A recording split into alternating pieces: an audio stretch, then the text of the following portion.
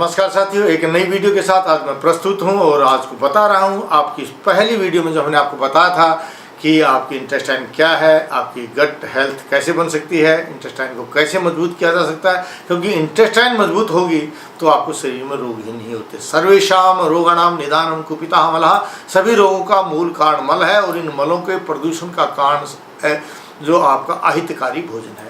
यानी इस अहितकारी भोजन के करने से जो आपकी आंतें कमज़ोर हो गई हैं, इन आंतों को मजबूत कैसे किया जा सकता है, इसमें हमें क्या करना चाहिए। भोजन के बीच में आपको गर्म पानी का और उसमें नींबू का अगर आप प्रयोग करेंगे तो आपकी इंटेस्टाइन मजबूत हो जाती है। अगर आपको गर्म पानी कमज़ोरी करता है या लगता है गर्मी बढ़ जाती है तो दिन में 2-3 बार आप नींबू पानी का प्रयोग कीजिए। ये आपका सबसे दी बेस्ट और अच्छा तरीका है आपकी आंतों को मजबूत करने के लिए। दूसरा, अगर आपकी आंतें कमज़ोर हैं तो आपको पुनर्नवा का प्रयोग करना चाहिए। पुनर्नवारिष्ट के साथ शंखवटी का प्रयोग कीजिए, क्योंकि पुनर्नवा का मतलब पुनः पुनः नवती थी। पुनर्नवा जो शरीर में मरी हुई कोशिकाओं को जिंदा करती है उसका नाम पुनर्नवा है। पुनर्नवा का प्रयोग करके भी आप आंतों को मजबूत कर सकते हैं। भोजन के बाद अगर आप बेल पत्र का चूर्ण प्रयोग करते हैं तो यह भी आपकी आंतों को मजबूत करता है। ये आपके शरीर के जो डिटॉक्सिंग करता है, आपके शरीर के मलों को बाहर निकालने में आपका काम करता है।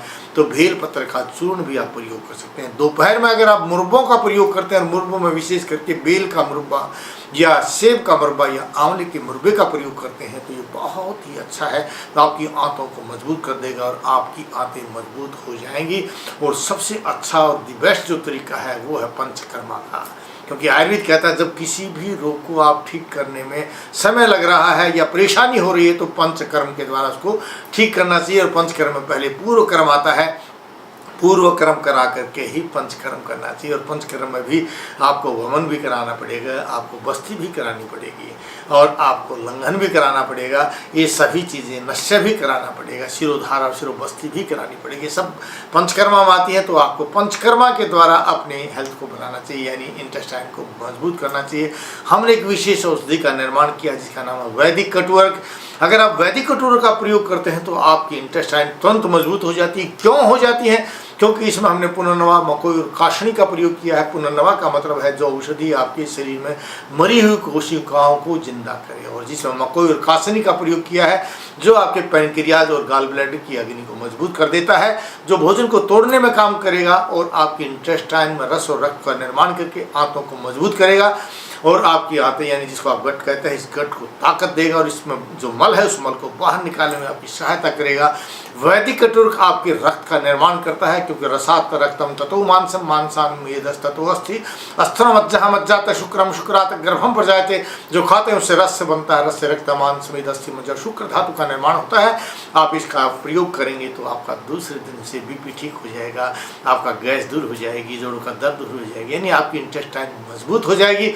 आपको किसी प्रकार के शरीर के अंदर कोई चिंता करने की बात नहीं होगी। और आपको प्रयोग करना चाहिए यवक्षार आदि चूर्ण का, क्योंकि यवक्षार में त्रिफला और त्रिकुटी बनी हुई है। त्रिकुटी का मतलब जिसमें सौंठ, काली मिर्च और पीपल है। सौंठ का मतलब जो शरीर में रस धातु को पैदा करे। पीपल का मतलब है जो आपके इंटेस्टाइन के अंदर एक रसायन का काम करे। और इसके अंदर जो है काली मिर्च का है जो बैक्टीरियाज को मारती है और आपकी अग्नि को दीप्त कर देती है। और हर्ड का मतलब हरती रोगानी थी, जो शरीर के रोगों का हरण करके मल को बाहर निकाल देती है। और बहेड़े का मतलब विभयम अभयम करोती थी, हम बहेड़ा जो आपको भय मुक्त बना देता है, यानी शरीर में किसी प्रकार के रोग को पैदा नहीं करेगा। और आंवला तो आप जानते हैं रसायन के रूप में प्रयोग किया जाता है, जो रस धातु का निर्माण करके आपके इंटेस्टाइन को मजबूत करते हैं। यानी यवक्षार आदि चूर्ण जो हमारे द्वारा बनाया जाता है बाजार में भी मिल सकता है, लेकिन अगर आप हमारे द्वारा बनाई गई औषधि वैदिक कटुवर्क के साथ यवक्षार आदि चूर्ण का प्रयोग करते हैं तो आप कहेंगे कि मैं स्वस्थ हूँ, क्योंकि ये हमारी औषधियाँ भावों से भावित हैं, मंत्रों से अभिमंत्रित हैं और स्व निर्मित हैं। जय भारत, जय भारती।